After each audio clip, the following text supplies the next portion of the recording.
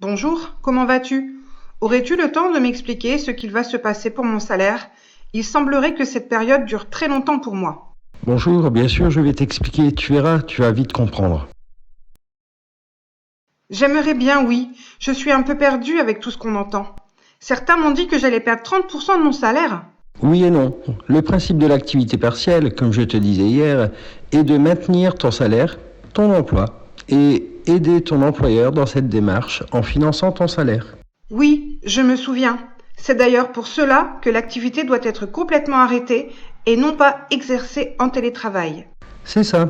Sinon, dans le cas contraire, l'employeur fait régler les salaires au gouvernement et empoche les ventes quand même. Bref, nous verrons cela un peu plus tard. Revenons sur ton salaire.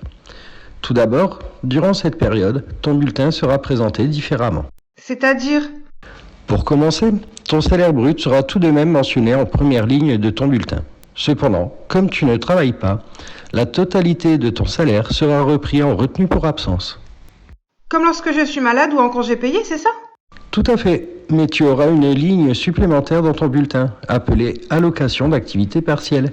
Il s'agit de ton salaire durant la période d'activité partielle et il correspond à 70% de ton salaire habituel.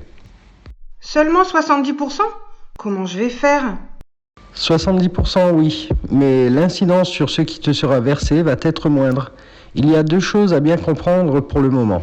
70% est le minimum imposé à l'employeur et correspond à ce qu'il va percevoir durant cette période, en remboursement par le gouvernement. En temps habituel, ce n'est pas pareil. De plus, le terme allocation n'est pas choisi au hasard. Que vas-tu m'annoncer encore? Ne t'inquiète pas, juste de bonnes choses pour toi. Cette allocation est exonérée d'une grande partie des cotisations sociales. Seule la CSG-CRDS continue à s'appliquer pour toi, mais au taux réduit, comme lorsque tu es malade. Donc, je vais payer moins de cotisations. Oui, c'est ce qui va te permettre d'atténuer la perte de salaire pour la période. La perte de salaire pour toi ne sera pas de 30%, mais bien moins, et encore. Comment ça? Le gouvernement considère, et c'est là où je te disais que tu devras participer, que le reste à charge, la partie de ton salaire non payée par le gouvernement, correspond en réalité à la probable économie d'impôt sur le revenu que tu vas réaliser en perdant 30% de ton salaire mensuel, et surtout aux économies sur les frais professionnels que tu vas réaliser en restant chez toi. Je vois, mais je suis payée au SMIC. Même avec tout cela, pendant cette période, je serai payée en dessous du SMIC. Ce n'est pas forcément juste, je n'ai rien demandé. Ce cas de figure est prévu aussi par le gouvernement. En temps normal ou durant cette pandémie, un employeur ne peut pas rémunérer un salarié en deçà du SMIC, c'est-à-dire un peu plus de 1 200 euros. Malgré ce mécanisme, un salarié est susceptible de percevoir moins que le SMIC. L'employeur doit lui verser une allocation complémentaire d'activité partielle. Une fois de plus, on parle d'une allocation. Cela veut dire que tu ne verseras pas de cotisation sociale dessus.